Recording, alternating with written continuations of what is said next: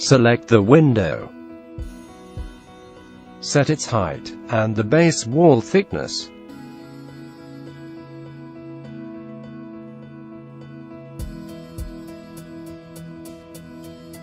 Select the solid extrusion object. Choose the desired profile type from the catalogue.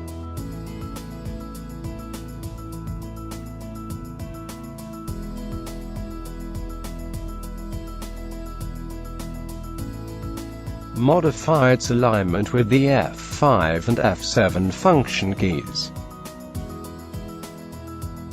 Insert the frame by clicking along the internal perimeter of the wall opening.